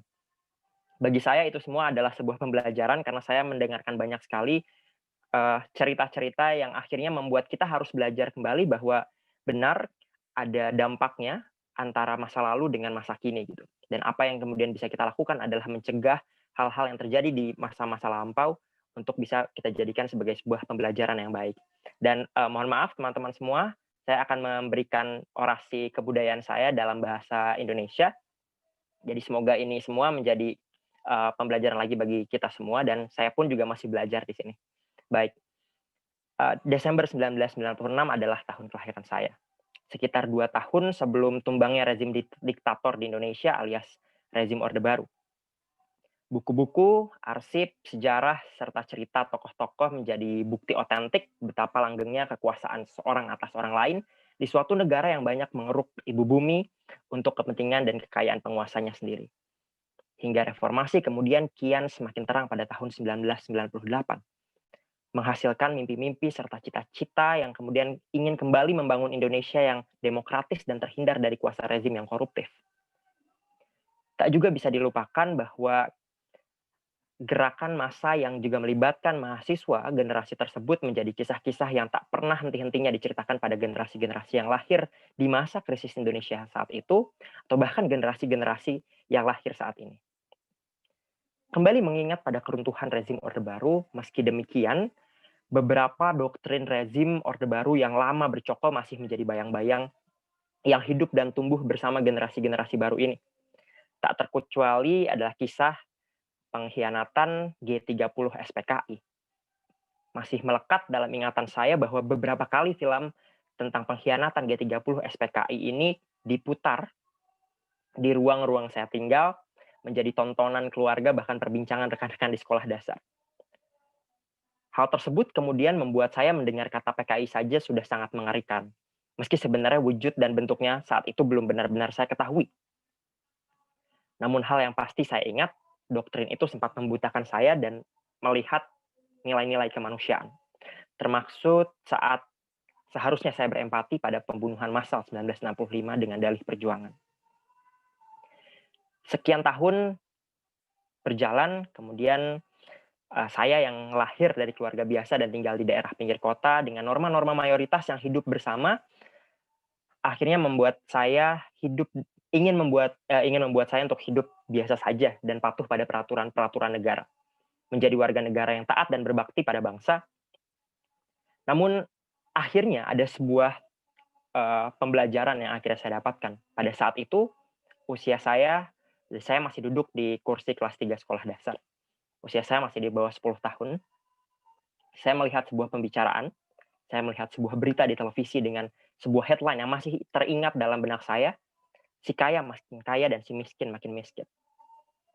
Hingga hal itu kemudian menjadi penggerak bagi saya, meskipun belum secara personal mengetahui permasalahan-permasalahan yang ada, namun saya ingin sekali mengentaskan permasalahan-permasalahan yang terjadi di negara saya. Ketika gap antara si kaya dan si miskin begitu terasa. Dan hal itu juga kemudian kita terus berkembang. Hingga setelah bertahun-tahun Indonesia melewati masa krisisnya, dan dalam demokrasi tentunya serta pemenuhan terhadap hak asasi manusia, akhirnya kita memasuki masa-masa reformasi atau pasca Orde Baru, di mana masa-masa ini banyak prediksi yang kemudian mengatakan bahwa generasi-generasi yang lahir atau generasi-generasi muda saat ini adalah generasi-generasi apolitis yang tidak mau berpartisipasi dalam permasalahan negaranya, yang tidak mau terlibat langsung dalam membangun negaranya, pemenuhan hak-hak asasi manusia di dalam negaranya. Halnya sederhana, karena dirasa generasi-generasi ini hidup dan tumbuh dengan teknologi, yang dimana membuat batas dan sekat interaksi-interaksi sosial antar manusia. Namun kita sama-sama mengetahui, akhirnya hal tersebut menjadi sebuah semangat bagi anak-anak muda. Kita sama-sama tahu, akhir 2019 lalu, banyak sekali terjadi protes tidak hanya di Indonesia, melainkan di berbagai macam penjuru dunia. Dan siapakah tokoh-tokohnya? Yang tidak lain dan tidak bukan adalah anak-anak muda itu sendiri. Ternyata mereka mampu membantah dan mereka mampu menggerakkan anak-anak muda yang lainnya, yang dimana distigmakan adalah anak-anak yang lahir tidak mengerti politik, ingin menjauh dari politik, tidak mau berpartisipasi dalam membangun negaranya, namun ternyata mereka mampu membuktikan bahwa generasi-generasi muda adalah memang aktor-aktor utama dalam pembangunan negara. Mereka tetap kritis, mereka tetap lantang untuk membicarakan apa saja yang ingin mereka katakan. Hal ini menjadi sebuah pengalaman besar bagi saya untuk akhirnya terus tumbuh dan berkembang. Hal tersebut juga menjadikan alasan bagi saya mengapa akhirnya tetap terjun langsung dalam kegiatan atau gerakan-gerakan sosial politik. Pada awalnya memang alasan saya kemudian untuk bergabung tak lain dan tak bukan adalah sebuah cerita-cerita senior yang mengatakan bahwa gerakan sosial politik yang dibangun dari mahasiswa adalah gerakan yang sangat heroik dan itu harus dilakukan. Namun perlahan tapi pasti, setelah membaca-baca buku, setelah banyak berdiskusi, setelah banyak menonton dan melihat realita yang terjadi, saya menyadari bahwa saya bukan siapa-siapa. Bahwa saya bukanlah pahlawan. Bahwa saya hanyalah bagian dari masyarakat itu sendiri yang merasa dan menjadi korban dari ketidakadilan. Maka semangat itulah yang kemudian kian memupuk diri saya untuk terus berjuang, untuk terus mengembangkan diri saya di sini, dan tentunya hal ini juga yang akhirnya merontohkan tembok-tembok yang tadinya menjadi pembatas antara anak-anak muda dengan gerakan-gerakan masyarakat lainnya di Indonesia khususnya. Ini tentang bagaimana merobohkan sekat-sekat mahasiswa dengan gerakan-gerakan masyarakat sipil, dengan gerakan-gerakan buruh, dengan gerakan-gerakan petani yang menjadi korban dari ketidakadilan. Ya, akhirnya ini terus kembali berputar, terus berjuang, sampai dengan tahun 2019 kita sama-sama mengetahui bahwa itu adalah tahun yang menjadi semangat pemantik bagi kita untuk benar-benar mengetahui anak-anak muda tidak mati dan mereka tidak terjebak dalam rekayasa sejarah yang dibentuk oleh rezim-rezim yang ingin terus berkuasa. Hingga akhirnya teman-teman semua kita juga sama-sama mengetahui bahwa generasi-generasi saat ini yang akhirnya dikerdilkan, itu juga selalu diberikan janji-janji bualan manis dari para pejabat-pejabat politik yang ingin terus berkuasa. Katanya anak muda adalah generasi penerus yang akan memperbaiki bangsa di masa depan. Anak muda adalah generasi harapan bangsa di masa yang akan datang. Anak muda adalah pemimpin masa depan. Tapi bagaimana mungkin kami punya masa depan jika kehidupan kami di masa kini saja sudah dikorupsi oleh orang-orang yang menjanjikannya? Kita berbicara tentang realita yang terjadi saat ini. Seorang perempuan dianggap sebagai ancaman ketika menuntut perlindungan dan haknya atas kesetaraan. Tapi di mana para pemerkosa negara serta penjahat-penjahat kemanusiaan yang mengambil nyawa orang lain dan melampaui kehendak Tuhan? Seorang pemuda yang aktif berjuang mencegah krisis iklim dianggap tak paham masalah, diserang kemudian dijatuhkan. Kegelisahannya hanya dianggap halusinasi semu tak berkepanjangan. Tapi di mana seorang pembakar hutan dan lahan, penggusur cita-cita anak desa, serta pencemar sungai dan lautan yang menghancurkan ibu bumi pelan-pelan? Seorang aktivis diekspos segala aktivitasnya, dituduh subversif, kritiknya dianggap janggal, tak masuk akal, kemudian dijadikan bual-bualan publik untuk direndahkan. Diancam, lalu dipenjarakan karena melawan kekuasaan. Tapi di mana seorang koruptor yang menjarah hak-hak rakyat dan uang negara atas nama kekuasaan? Generasi muda harus bangkit dan mulai bertanya serta memposisikan dirinya sebagai ancaman. Ancaman bagi oligarki, ancaman bagi para penguasa yang korup. Teruslah belajar, teruslah menjadi bagian yang aktif dalam masyarakat. Cobalah memposisikan diri sebagai orang yang merasakan kekerasan, berempati dan berkolektiflah satu sama lain. Karena sejatinya anak muda tak perlu menjadi pahlawan dengan superpowernya. Anak muda cukup menjadi manusia yang seutuhnya dan menghargai nilai-nilai kemanusiaan. Tumbuh dan terus berjuanglah, karena barangkali menjadi manusia yang baik saja belum cukup untuk menumbangkan kendali kejahatan di dunia ini. Jadilah sebaik-baiknya manusia, yang ketika satu di antaranya saja tertindas, hatinya akan saling bertautan, menjerit dan ingin melawan manusia yang bukan manusia. Terima kasih, saya rasa itu saja yang bisa saya sampaikan dalam orasi kebudayaan ini. Semoga kembali lagi kita bisa diingatkan bahwa nilai-nilai kemanusiaan tidak pernah hilang dari tubuh kita sebagai generasi muda. Dan saatnya generasi muda menjadi generasi manusia. Terima kasih. Selamat sore teman-teman semua. Selanjutnya akan ada Holil Mahmud yang akan berorasi. Yuk kita sambut bersama Holil. Ya, selamat siang semuanya. Terima kasih atas kesempatannya saya bisa ikut berada di Humanity Youth ini. Sebelumnya, saya adalah seorang musisi yang banyak menulis, nggak banyak, beberapa lagu saya mengangkat isu-isu soal sosial politik. Dari sana saya mulai belajar apa itu isu-isu kemanusiaan dan hak asasi manusia serta demokrasi lebih dalam lagi, karena keterlibatan yang awalnya hanya berdasarkan karya, lalu lanjut menuju ke bertemu dengan orang-orang yang berjibaku dengan permasalahan-permasalahan kemanusiaan itu di kehidupan sehari-harinya. Setelah itu, saya yang mungkin juga hanya melihat atau mengalami permasalahan-permasalahan kemanusiaan itu di permukaan, dan setelah berkenalan dengan banyak orang semakin merasa perlu mengungkapkan atau menyatakan bahwa isu-isu hak asasi manusia layak untuk disuarakan lebih jauh lagi. Dari situ saya mulai bergerak untuk terus melihat apa saja kira-kira permasalahan hak asasi manusia, kemanusiaan, dan demokrasi yang kita hadapi, terutama dalam konteks Indonesia, karena saat ini juga para panelis tadi berasal dari berbagai negara. Selama bergerak dalam budaya populer dengan membawa isu-isu sosial, politik, kemanusiaan, juga hak asasi manusia dan demokrasi. Saya melihat bahwa anak-anak muda punya peranan yang sangat besar.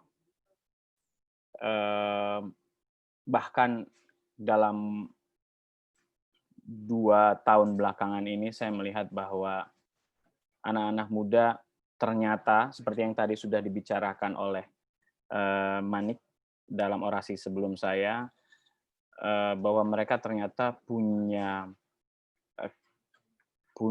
nyali untuk menyuarakan kebenaran yang sebelumnya kita masih, terutama saya masih merasa apakah benar ada keberanian untuk mengutarakan kebenaran, menegakkan hak asasi manusia dan demokrasi gitu ya.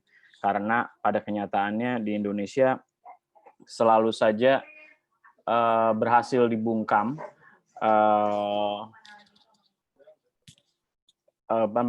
upaya-upaya untuk menegakkan demokrasi, tetapi pada tanggal 24 September di Jakarta dan di berbagai daerah di Indonesia dan mungkin juga di seluruh dunia tadi ya, banyak gerakan anak muda itu bisa menghasilkan suatu protes demonstrasi yang besar, dan itu bisa menjadi sebuah harapan awal bahwa ternyata politik yang berusaha untuk dijauhkan sejak di zaman Orde Baru 32 tahun, dan saya termasuk adalah produk dari zaman Orde Baru di mana masyarakat itu diminta untuk menjauhi politik. Kita hanya difokuskan untuk mengurusi hal-hal ekonomi saja, peduli tentang bagaimana kita bisa makan apa gitu. Jadi diusahakan untuk selalu menjauh dari hal-hal politik. Ini akhirnya bisa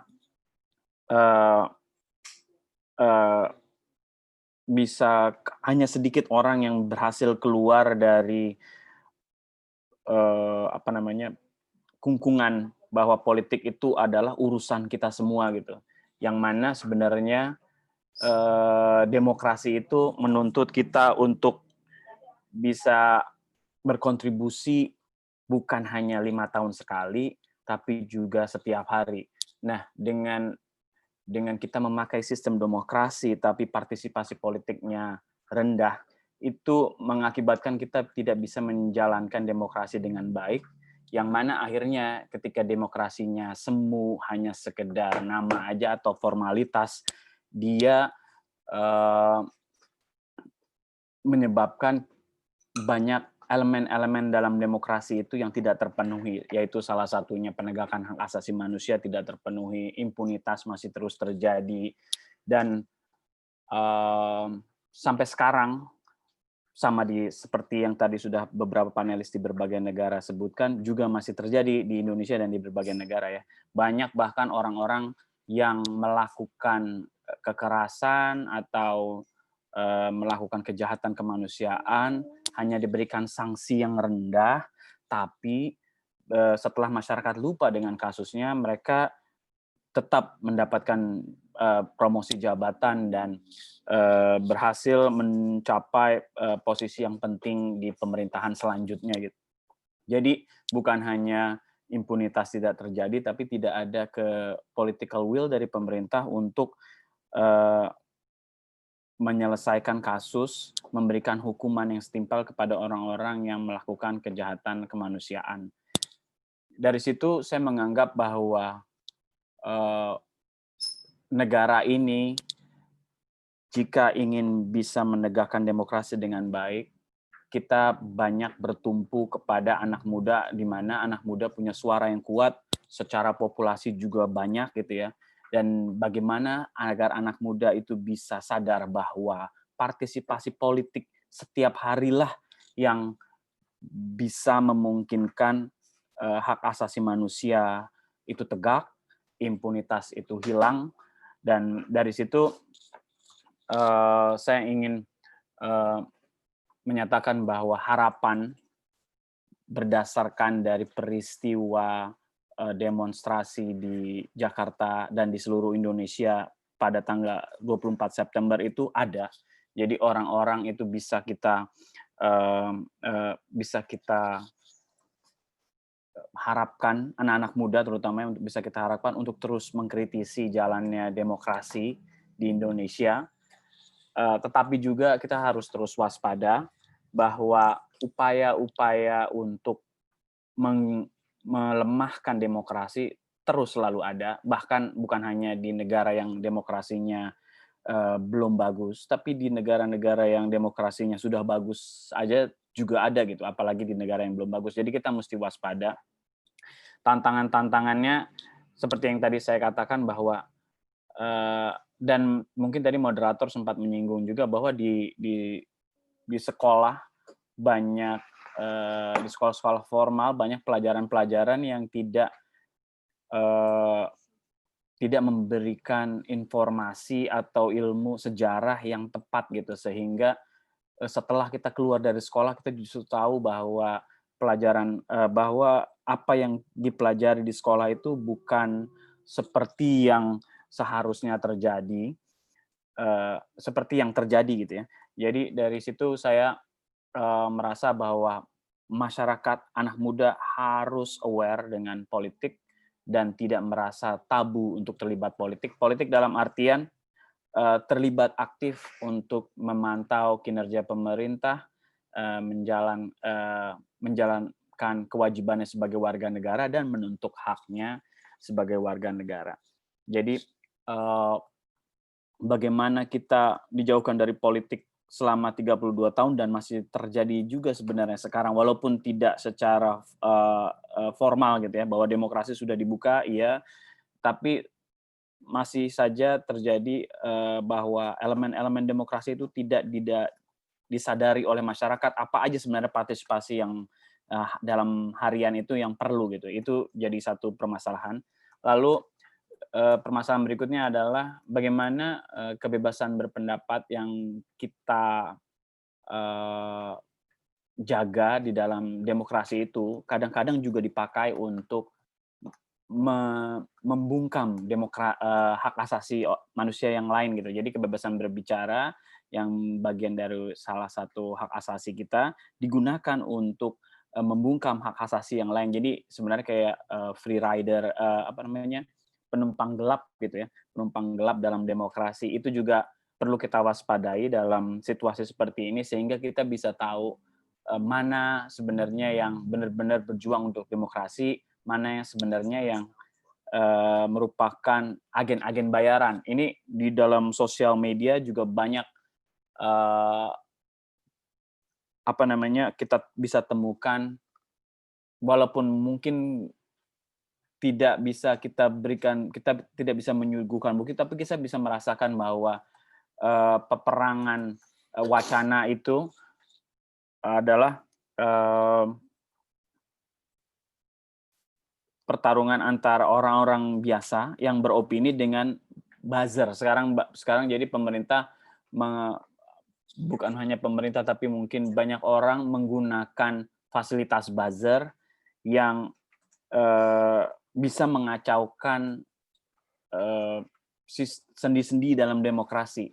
Kalau saya melihat bahkan dalam analogi saya merasa bahwa buzzer ini sudah pada kategori seperti waktu periode tahun 96 sampai 98 itu di Indonesia ada PAM Swakarsa itu untuk menghalau gerakan masyarakat ya, diturunkanlah PAM Swakarsa dan akhirnya terjadi konflik horizontal gitu. Nah, dalam konteks ini saya melihat PAM Swakarsanya 2019-2020 ini ya para buzzer-buzzer ini. Jadi buzzer-buzzer ini dia mengeluarkan pendapat berdasarkan siapa yang membayar dan akhirnya bisa mengakibatkan konflik horizontal yang terjadi di masyarakat gitu. Padahal sebenarnya masyarakat mengutarakan opininya itu sangat alamiah gitu ya, normal aja, benar-benar berdasarkan suara hatinya, tapi di satu sisi mereka harus berhadapan dengan opini-opini orang-orang bayaran. Itu menjadi salah satu tantangan di anak muda sekarang dalam demokrasi. Selanjutnya, menurut saya apa yang bisa anak muda kontribusikan gitu ya dalam demokrasi, menegakkan hak asasi manusia dan menghilangkan impunitas gitu. Saya pikir kita perlu membuka peluang dimanapun agar isu-isu demokrasi, hak asasi manusia, dan menghilangkan impunitas itu menjadi lebih mainstream gitu, menjadi diarus utamakan. Jadi kita perlu banyak orang untuk terus terlibat menyuarakan ini. Jadi apa yang diinisiasikan oleh Ajar dalam Humanity Youth Festival ini adalah sebuah langkah yang sangat baik, sangat bagus, sehingga orang bisa berkenalan, bisa belajar, dan dari situ mulai tergerak hatinya untuk punya pendapat. Dan diharapkan setelah punya pendapat, mereka juga punya keberpihakan kepada para korban-korban hak asasi manusia, dan juga mau untuk bergerak, bersuara untuk menghilangkan impunitas, sehingga orang-orang yang memang benar-benar melakukan kejahatan itu diberikan hukuman, sehingga ke depannya tidak lagi terjadi kejahatan-kejahatan kemanusiaan yang ditolerir atau dibiarkan begitu saja gitu. Nah, sebagai orang yang juga beberapa kali terlibat di dalam aksi-aksi maupun melakukan upaya-upaya diskusi di dalam komunitas, saya merasa potensi untuk menyuarakan atau berbagi cerita kepada anak-anak muda ini sangat besar dan masih perlu digarap lagi, sehingga kita butuh banyak orang untuk terlibat di dalam upaya-upaya menegakkan hak asasi manusia dan demokrasi ini. Dan sekali lagi saya ingin menyampaikan bahwa apa yang kita capai ini belumlah atau masih sangat jauh dari yang ideal, dari apa itu demokrasi yang ideal, sehingga perlu kita perjuangkan dengan tenaga, waktu, dan bahkan mungkin dana atau uang yang harus kita sumbangkan untuk menjaga agar hak asasi manusia bisa tegak dan impunitas bisa hilang di Indonesia. Saya pikir itu saja yang bisa saya sampaikan pada kesempatan kali ini. Terima kasih atas kesempatannya.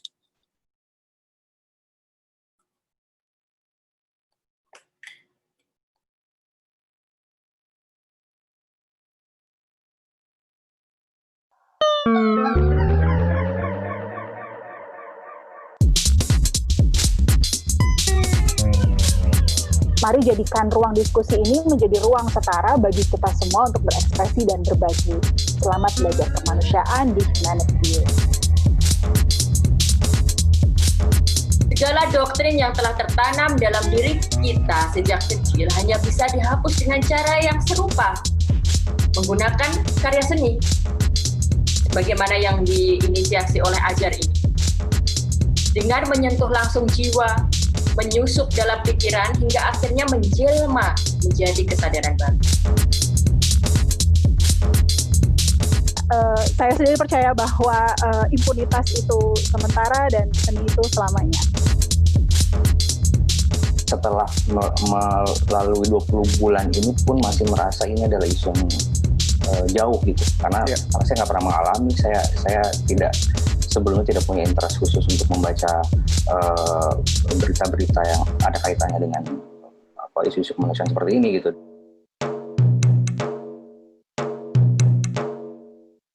Sebagai anak muda yang kritis, cerdas, dan bisa membahas banyak hal, menurutku ruang-ruang seperti ini adalah ruang-ruang yang sudah seharusnya kita saling satu sama lain saling berdiskusi bagaimana membangun interseksionalitas antara gerakan satu dengan gerakan lain.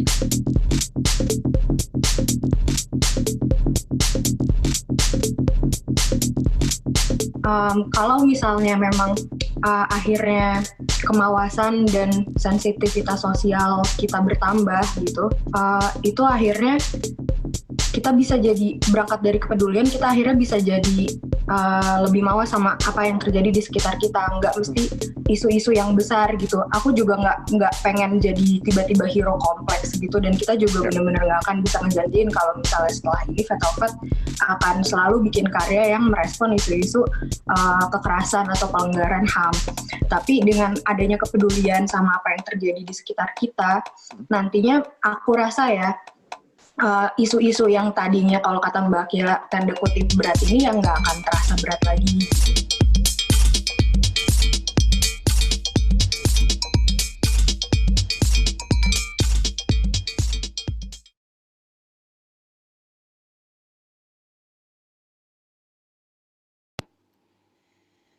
Terima kasih untuk teman-teman yang sudah hadir, yang sudah mengunjungi website pameran, dan yang sudah ikut aktif di setiap acara-acara selama 1 bulan ini. Kami berharap hari ini kita bisa sama-sama belajar tentang kemanusiaan, supaya kita bisa lepas dari impunitas, learning humanity, and learning impunity. Acara ini tidak akan terlaksana tanpa kebesaran hati dan keberanian para penyintas, semangat anak muda untuk tidak melupakan masa lalu, kreativitas para seniman yang membicarakan hak asasi manusia melalui cara yang menyentuh, serta kolaborasi dari LBH Bandung, Jaringan Perempuan Indonesia Timur, Kontras Sulawesi, Ikatan Keluarga Orang Hilang Indonesia, dan dengan dukungan Voice.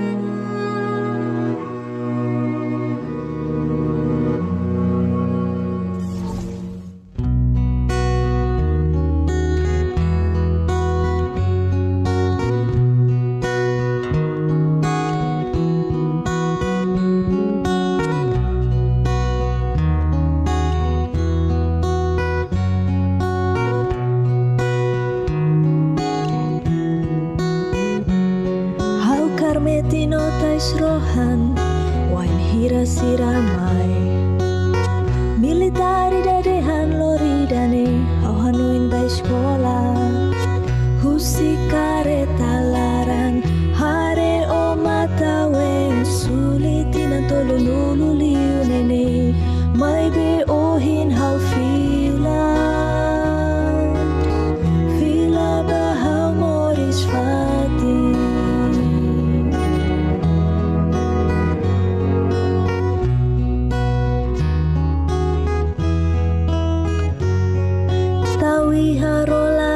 Kurtasi husik hau umafui ema sirane san laran diak mai hau mai behau taguen hiran akukun mama mai foti hau keta husik hau mesak aku akan mai salva hau hakarak